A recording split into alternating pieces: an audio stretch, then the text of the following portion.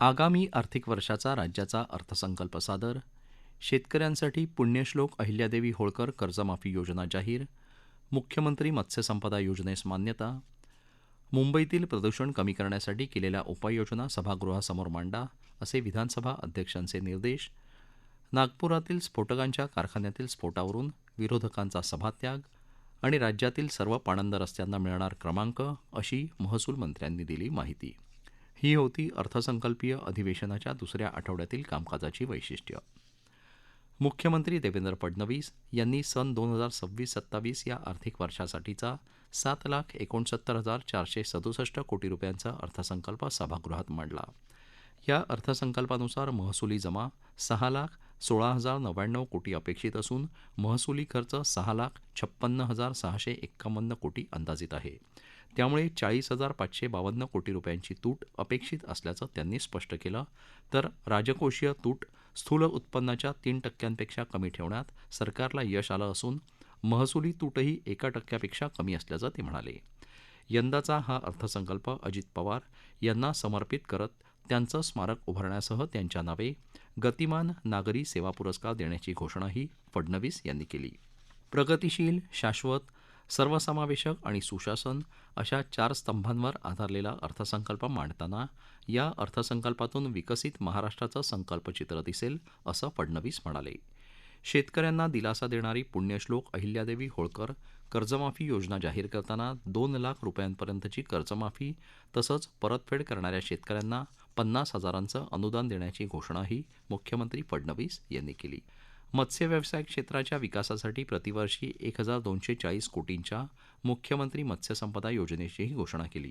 तसंच महात्मा फुले, संत गाडगेबाबा आणि डॉक्टर बाबासाहेब आंबेडकर या महामानवांच्या स्मृतींचं हे वर्ष सामाजिक समता आणि समरसता वर्ष म्हणून साजरं केलं जाणार असल्याचं सांगत विविध महापुरुषांच्या स्मारकांची घोषणाही मुख्यमंत्री फडणवीस यांनी केली. आर्थिक वर्ष 2025-26 या वर्षासाठीचा आर्थिक पाहणी अहवाल विधानसभेत वित्त राज्यमंत्री आशिष जयस्वाल यांनी सादर केला. सलग 5व्या वर्षी राज्याच्या अर्थव्यवस्थेच्या वाढीची गती कायम राहील, असा अंदाज यात व्यक्त करण्यात आला असून चालू आर्थिक वर्षात 7.9% वाढ अपेक्षित आहे. देशाच्या अपेक्षित विकासदरापेक्षाही हा दर जास्त आहे. राज्यातल्या सर्व पाणंद रस्त्यांना नोंदणी नंतर स्वतंत्र क्रमांक देण्यात येणार असून याची माहिती संबंधित गावाच्या ग्रामसभेत उपलब्ध करून देण्यात येईल आणि मुख्यमंत्री बळीराजा पाणंद रस्त्यांचं स्वतंत्र संकेतस्थळ सुरू करून त्यावरही माहिती ठेवली जाईल, असं बावनकुळे यांनी सभागृहात जाहीर केलं. राज्यात ई पीक पेरा नोंदणी प्रक्रियेत नेटवर्क किंवा सर्व्हरच्या अडचणीमुळे शेतकऱ्यांना येणाऱ्या समस्यांवर उपाय म्हणून ऑफलाईन फोटो नोंदणीची सुविधा उपलब्ध करण्यात आली असून शेतकऱ्यांनी आपल्या शेतातील पिकाचा फोटो काढून ठेवला तर नेटवर्क उपलब्ध झाल्यानंतर तो आपोआप प्रणालीवर अपलोड होईल, अशी माहिती महसूल मंत्री चंद्रशेखर बावनकुळे यांनी अनिल पाटील यांनी उपस्थित केलेल्या प्रश्नाच्या उत्तरात दिली. गौण खनिज उत्खनन करण्यासाठी राज्याचं नवीन धोरण पुढल्या महिन्यात जाहीर करण्यात येईल आणि कोकणासाठी वेगळं वाळू उत्खनन धोरण राबवण्यात येईल, अशी माहिती महसूल मंत्री चंद्रशेखर बावनकुळे यांनी भाजपचे समाधान आवताडे यांच्या प्रश्नाला उत्तर देताना दिली. मुंबईतला प्रदूषणाचा त्रास लक्षात घेता हे अधिवेशन संपेपर्यंत यावर केलेल्या सर्व उपाययोजनांचा अहवाल सभागृहात सादर करावा, असे निर्देश विधानसभा अध्यक्ष राहुल नार्वेकर यांनी दिले. मनीषा चौधरी, अजय चौधरी, वरुण सरदेसाई, अतुल भातखळकर यांनी मुंबईतल्या प्रदूषणावर प्रश्न विचारल्यावर झालेल्या चर्चेवेळी विधानसभा अध्यक्षांनी हे निर्देश दिले. नागपुरात स्फोटकांच्या कारखान्यातल्या दुर्घटनेवरील प्रश्नांबाबत सरकारकडून समाधानकारक उत्तरं मिळत नसल्याचा आरोप करत विरोधकांनी सभात्याग केला. या स्फोट प्रकरणी राज्य सरकारनं 21 जणांवर गुन्हे दाखल केले असून संबंधित कारखान्याचा मालक तसंच दोषी अधिकाऱ्यांवर कठोर कारवाई केली जाईल, अशी माहिती कामगार मंत्री आकाश फुंडकर यांनी याबाबतच्या लक्षवेधी सूचनेच्या उत्तरात दिली. मात्र या उत्तरानं समाधान न झाल्यानं विरोधकांनी कामकाजावर बहिष्कार टाकत सभात्याग केला. ही लक्षवेधी सूचना अतुल भातखळकर यांनी उपस्थित केली होती. त्यावर नाना पटोले, चरणसिंग ठाकूर, विजय वडेट्टीवार आदींनी उपप्रश्न विचारले. लिफ्ट, सरकते जिने किंवा मार्गांसाठी आवश्यक परवाने आता प्रत्येक जिल्ह्यात मिळणार आहेत. त्याकरता अधिकारांचं विकेंद्रीकरण करणाऱ्या महाराष्ट्र उद्वाहने सरकते जिने मार्ग सुधारणा विधेयकाला विधानसभेनं मंजुरी दिली. त्यामुळे आता प्रत्येक जिल्ह्यात या विकेंद्रीकरणाच्या अनुषंगानं परवाना कार्यालयं असतील. तसंच देखरेख, तपासणी, पाहणीच्या दृष्टीनं प्रत्येक ठिकाणी अतिरिक्त मनुष्यबळ असेल. शालेय विद्यार्थ्यांच्या वाहतुकीसाठी वापरण्यात येणारी रिक्षा, ओमनी व्हॅन किंवा बस अशा वाहनांसाठी स्वतंत्र परवाना प्रणाली असणं आवश्यक आहे. तसंच असे परवाने देण्यापूर्वी शासनानं निश्चित केलेल्या अटींची पूर्तता झाली आहे का याची काटेकोर तपासणी करावी. त्यात वाहनांमध्ये सीसीटीव्ही कॅमेरे बसवणे, जीपीएस प्रणाली कार्यान्वित ठेवणे आणि इतर सुरक्षा उपायांची अंमलबजावणी आदी बाबींचा समावेश असावा. एखादं वाहन परवाना न घेता शालेय विद्यार्थ्यांच्या वाहतुकीसाठी वापरलं जात असल्याचं आढळून आल्यास तात्काळ ती जप्त करण्यात यावीत, असे स्पष्ट निर्देश विधानसभा अध्यक्ष राहुल नार्वेकर यांनी राज्य सरकारला दिले. अंबरनाथमध्ये खासगी शाळेच्या व्हॅनमधून पडल्यानं 2 विद्यार्थ्यांच्या झालेल्या अपघाताबाबत सदस्य रईस शेख यांनी मांडलेल्या तारांकित प्रश्नावरील चर्चेनंतर विधानसभा अध्यक्षांनी हे निर्देश दिले. मुंबईत 2014 सालच्या सर्वेक्षणानुसार पात्र ठरलेल्या फेरीवाल्यांना न्यायालयीन निवाडा येईपर्यंत तात्पुरत्या स्वरूपात विक्रीसाठी जागा उपलब्ध करून देण्याचे निर्देश अध्यक्ष राहुल नार्वेकर यांनी राज्य सरकारला दिले. या निर्देशानुसार कार्यवाही करण्याच्या सूचना मुंबई महापालिकेला दिल्या जातील, असं प्रभारी मंत्री उदय सामंत यांनी यावेळी स्पष्ट केलं. यासंदर्भात रईस शेख यांनी लक्षवेधी सूचना मांडली. त्यावर अमित साटम, असलम शेख, अमीन पटेल आदींनी उपप्रश्न विचारले. शेतकऱ्यांच्या कर्जमाफीची राज्य सरकारकडून अर्थसंकल्पात घोषणा. सलग 5व्या वर्षी राज्याच्या अर्थव्यवस्थेच्या वाढीची गती कायम राहील असा अंदाज वर्तवणारा राज्याचा आर्थिक पाहणी अहवाल विधान परिषदेत सादर. आखाती देशात अडकलेल्या एकाही प्रवाशाची गैरसोय होणार नाही, मुख्यमंत्री देवेंद्र फडणवीस यांचं आश्वासन. महाराष्ट्र जमीन महसूल संहिता सुधारणा विधेयक 2026 विधान परिषदेत बहुमतानं पारित. या होत्या विधान परिषदेतल्या गेल्या आठवड्यातल्या प्रमुख घडामोडी. अर्थराज्यमंत्री आशिष जयस्वाल यांनी सन 2026-27 या आर्थिक वर्षासाठीचा 7,69,467 कोटी रुपयांचा अर्थसंकल्प विधान परिषद सभागृहात मांडला. शेतकऱ्यांना दिलासा देणारी पुण्यश्लोक अहिल्यादेवी होळकर कर्जमाफी योजना जाहीर करताना 2 लाख रुपयांपर्यंतची कर्जमाफी तसंच कर्जाची नियमितपणे परतफेड करणाऱ्या शेतकऱ्यांना 50,000 रुपयांचं अनुदान देण्याची घोषणाही राज्यमंत्री जयस्वाल यांनी केली. मुख्यमंत्री माझी लाडकी बहीण योजना बंद होणार नाही, त्यासाठी भरीव तरतूद करू अशी घोषणाही त्यांनी यावेळी केली. अर्थसंकल्पानुसार राज्याची महसुली जमा 6,16,099 कोटी अपेक्षित असून महसुली खर्च 6,56,651 कोटी अंदाजित आहे. त्यामुळे 40,552 कोटी रुपयांची तूट अपेक्षित असल्याचं त्यांनी स्पष्ट केलं. तर राजकोषीय तूट स्थूल उत्पन्नाच्या 3% कमी ठेवण्यात सरकारला यश आलं असून महसुली तूटही 1% कमी असल्याचं त्यांनी अधोरेखित केलं. प्रगतिशील, शाश्वत, सर्वसमावेशक आणि सुशासन अशा 4 स्तंभांवर आधारलेला अर्थसंकल्प मांडताना या अर्थसंकल्पातून विकसित महाराष्ट्राचं संकल्पचित्र दिसेल, असंही ते म्हणाले.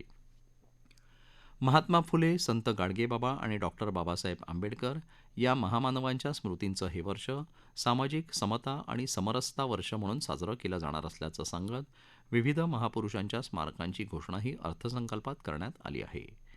आर्थिक वर्ष 2025-26 या वर्षासाठीचा आर्थिक पाहणी अहवाल विधान परिषदेत राज्यमंत्री पंकज भोयर यांनी सादर केला. सलग 5व्या वर्षी राज्याच्या अर्थव्यवस्थेच्या वाढीची गती कायम राहील असा अंदाज यात व्यक्त करण्यात आला असून चालू आर्थिक वर्षात 7.9% वाढ अपेक्षित आहे. देशाच्या अपेक्षित विकास दरापेक्षाही हा दर जास्त आहे. इराण इस्रायल युद्धामुळे आखाती देशांमध्ये हवाई वाहतूक सेवा ठप्प झाली असून त्याचा फटका महाराष्ट्रातील अनेक प्रवाशांनाही बसला आहे.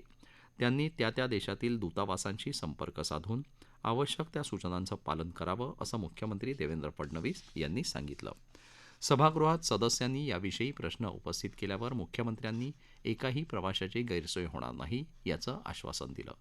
ते म्हणाले की युद्धामुळे अडकलेल्या प्रवाशांची माहिती घेऊन त्या देशातील मराठी मंडळांना त्यांच्याशी संपर्क साधण्याचं आवाहन करण्यात आलं आहे.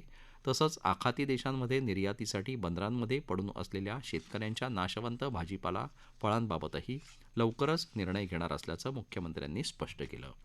नैसर्गिक आपत्तीमुळे बाधित शेतकऱ्यांना मदत देण्यास शासनानं नेहमीच सर्वोच्च प्राधान्य दिलं आहे. 2025 मध्ये झालेल्या अतिवृष्टी आणि पुरामुळे झालेल्या नुकसानीपोटी आतापर्यंत 15,817 कोटी रुपये मदत बाधित शेतकऱ्यांच्या बँक खात्यावर जमा करण्यात आली आहे. काही शेतकऱ्यांची ई-केवायसी, बँक संलग्नता किंवा इतर तांत्रिक कारणांमुळे मदत प्रलंबित राहिली असल्यास ती तातडीनं देण्यासाठी जिल्हाधिकाऱ्यांना सूचना देण्यात आल्या आहेत. यासाठी मंडळ स्तरावर विशेष शिबिरं आयोजित करून प्रलंबित प्रकरणांचा निपटारा करण्याची मोहीमही राबवण्यात येणार असल्याचं मदत आणि पुनर्वसन मंत्री मकरंद जाधव पाटील यांनी सांगितलं. राजेश राठोड यांनी याविषयी प्रश्न उपस्थित केला होता. मंत्री मकरंद जाधव पाटील म्हणाले, राज्यात 2025 मध्ये झालेल्या अतिवृष्टी आणि पूरपरिस्थितीमुळे पिकं आणि शेतजमिनीचं मोठ्या प्रमाणावर नुकसान झालं. बाधित शेतकऱ्यांना तातडीनं दिलासा देण्यासाठी पीक बियाणे आणि इतर अनुषंगिक बाबींसाठी प्रति हेक्टरी 10,000 रुपये सुमारे 7,768 कोटी रुपयांची मदत वितरित करण्यात आली आहे. आतापर्यंत 1,02,0834 बाधित शेतकऱ्यांच्या 79,83,581 हेक्टर क्षेत्रातील बाधित पिकांसाठी सुमारे 15,817 कोटी रुपये थेट लाभ हस्तांतरण अर्थात डीबीटी पद्धतीनं शेतकऱ्यांच्या खात्यावर जमा झाले असल्याचं पाटील यांनी सांगितलं. महाराष्ट्र जमीन महसूल संहिता सुधारणा विधेयक 2026 विधान परिषदेत बहुमतानं संमत करण्यात आलं.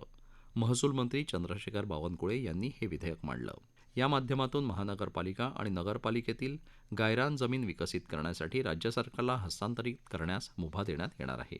प्रधानमंत्री आवास योजनेची प्रभावी अंमलबजावणी होत असून गेल्या वर्षी सुमारे 4 लाख घरकुलांचं बांधकाम पूर्ण करण्यात आलं असल्याची माहिती ग्रामविकास मंत्री जयकुमार गोरे यांनी अमोल मिटकरी यांनी विचारलेल्या प्रश्नाच्या उत्तरात दिली.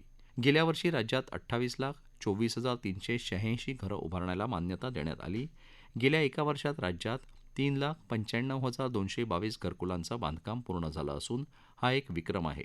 सध्या 23,92,242 घरकुलं प्रगतीपथावर आहेत, अशी माहिती गोरे यांनी दिली.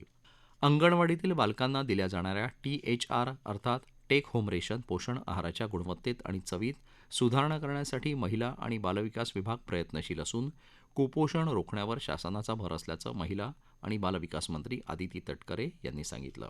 चित्रा वाघ यांनी THR पोषण आहार आणि अंगणवाडी सेविकांच्या समस्यांबाबत उपस्थित केलेल्या प्रश्नांना त्या उत्तर देत होत्या. बालकांना पूर्वीप्रमाणे कोरडा शिधा देण्याची मुभा द्यावी अशी विनंती केंद्र सरकारकडे करण्यात आल्याची माहिती त्यांनी दिली. नागपूरजवळ काटोल इथं SBL एनर्जी या कारखान्यातल्या स्फोटाची घटना गंभीर आहे. प्राथमिक चौकशीत कारखान्याकडून निष्काळजीपणा केल्याचं स्पष्ट होत असून शक्य तितकी गंभीर कलमं लावून गुन्हे दाखल करण्यात आल्याचं मुख्यमंत्री देवेंद्र फडणवीस यांनी सांगितलं. 21 जणांवर गुन्हा दाखल करण्यात आला असून कंपनीच्या व्यवस्थापकीय संचालकांसह 11 जणांना अटक करण्यात आल्याची माहिती त्यांनी दिली. या दुर्घटनेत 19 जणांचा मृत्यू झाला असून 17 जण गंभीर जखमी असल्याचं स्पष्ट केलं. अशा घटना पुन्हा होऊ नयेत यासाठी अतितीव्र ज्वलनशील पदार्थांची हाताळणी कशी करावी, ज्या कंपन्यांमध्ये ते तयार होतात त्यासाठीचे काय नियम असावेत याविषयी त्या क्षेत्रातील तज्ज्ञांना एकत्र बसवून नियम बदलण्याविषयक चर्चा केली जाईल. तसंच त्याचं निवेदन केंद्र सरकारला देण्यात येईल असंही मुख्यमंत्र्यांनी स्पष्ट केलं.